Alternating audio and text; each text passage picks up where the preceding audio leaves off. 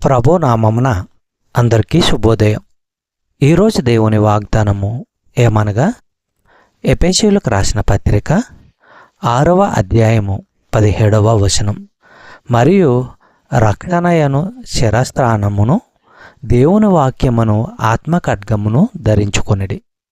సహోదరి సహోదరులారా, శిరస్త్రాణము అంటే తలకు ధరించే హెల్మెట్.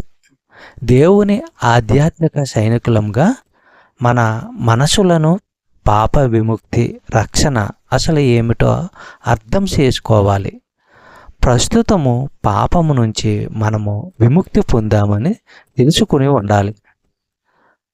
ఖడ్గాన్ని మనల్ని రక్షించుకునేందుకు, శత్రువుగాను గాయపరిచేందుకు కూడా వాడవచ్చు. మనము మత్తయి సువార్త 4వ అధ్యాయము 1 నుండి 11 వచనములు మనము రిఫరెన్స్గా పరిశీలించినప్పుడు, యేసు ప్రభువు సైతానుకు వ్యతిరేకంగా ఈ ఆత్మ ఖడ్గాన్ని ఎలా ప్రయోగించాడో చూడగలం.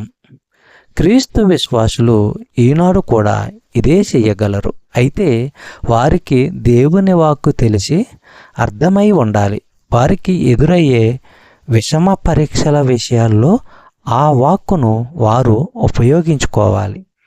అందువల్ల బైబిలుపై నమ్మకం ఉంచు, అదంటే ప్రీతి కలిగి చదివి మన మనసులో, హృదయంలో నింపుకొని దాన్ని ఉపయోగిస్తూ ఉండాలి.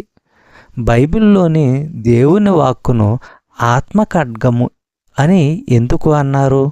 ఎందుకంటే పవిత్రాత్మ దాన్ని రాయించాడు. దాన్ని అర్థం చేసుకుని వాడగలిగే సామర్థ్యాన్ని ఆయనే ఇస్తాడు. సైతాన్ను ఓడించాలంటే మనకు అవసరమైనది ఏది? వాడు మనసులో ప్రవేశపెట్టే సలహాలు, సందేహాలు, దుష్ప్రేరణలు, వీటికి వ్యతిరేకంగా దేవుని వాక్కును ఉపయోగించాలి. చెప్పబడిన వాగ్దానము దేవుడు దీవించి ఆశీర్వదించును గాక. ఆమేన్.